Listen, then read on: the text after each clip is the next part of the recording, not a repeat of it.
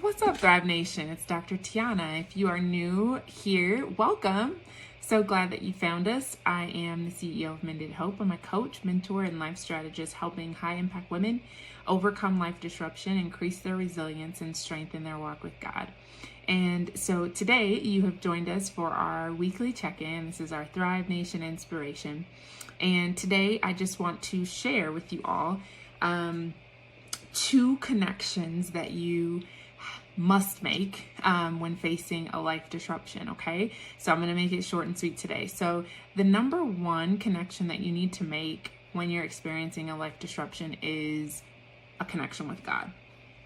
Now, if you are a woman of faith, which our brand kind of targets, you know the importance of having that vertical relationship versus having that horizontal relationship, right? So the vertical relationship that we have with our connection with the Creator allows us to go inward and to get still enough, right? To allow God to download the things that He desires for our lives. And oftentimes we get divine instruction about what we should do next, about insights and wisdom about our next steps. Sometimes we get discernment about the right decision to make when faced with a life disruption or a crisis. And so that number one connection is absolutely vital, right? And as with all things, you know, when we share content on Mended Hope, it's not about shame or blame. So if you are feeling like you don't have that connection, I've had clients before say that they don't feel confident enough to go to God when they're faced with something because they have not been working on their relationship with Him. And so if that's you and you, I guess, feel that kind of guilt or shame, know that God is not a God of condemnation, right? And He desires for you to run to Him whenever and regardless of how you feel you've not lived up to a standard prior to this point, right? The secret to salvation is no matter how far off you are, no matter how wrong you feel like you are, run to God, okay? So that is the number one connection that you need, right? And so then the number two connection that you need is to connect with others, okay? Now, there's a caveat to that because it is not about just, I'll say this, it's about quality versus quantity.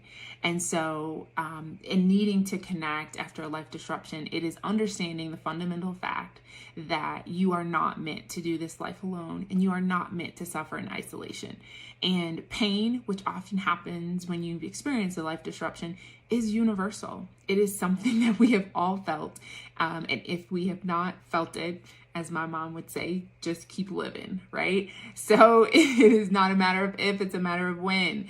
And so knowing that it is not God's intention or desire for you to go through that alone is kind of the background to this point of making sure that you connect with others, right? Now, there's also a point of this about the quality of those who you are connecting with, right? So in most cases, I will say, it's not wise to connect with people who maybe are not in a place where you desire to be. I'll say that, right? Because oftentimes people lack perspective, they lack insight, they lack the wisdom to be able to speak into your life and your situation. And sometimes they just flat out lack the faith to help you see beyond where you are, to see beyond your circumstances, and to be able to anchor yourself with the truth, right? Which is that God is for you and you are designed and created to be in relationship with Him as well as relationship with others, okay? So that is all I have for you today, right? So if you're experiencing life disruption, if you have maybe gone through a life disruption recently and you feel like you're struggling to get through it, check your connection, okay? Check the connection and see if your connection with the Lord, your vertical relationship, is sufficient and is in a place where you feel comfortable. And then check your horizontal relationships, right? Check to see if you have the right people in your corner. Check to see how your relationship is with yourself, right? Are you being kind to yourself? Are you being loving to yourself? Are you giving yourself grace and patience as you work through this life disruption? Okay, so those are some of the things that I want you all to be thinking about this week. Thinking about those two things you must connect with when faced with a life disruption. If you're not in a situation where you're experiencing life disruption, put these gems in your pocket, because these will be things that you can come back to and return back to in the future if you do find yourself in a life disruption, okay?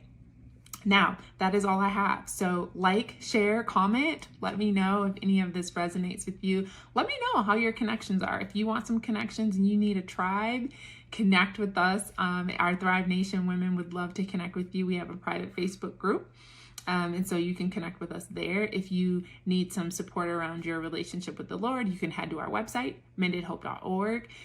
Far right side, click free devotion, and that is a 7-day hope devotion to help get you started. And it's my investment in you because I believe in you, and I believe that God is the answer. Okay, so, and he can help you find the practical answers that you need to help work through your life disruption. So for real now, that's all I have. I love y'all, and I hope y'all have an amazing rest of the week. And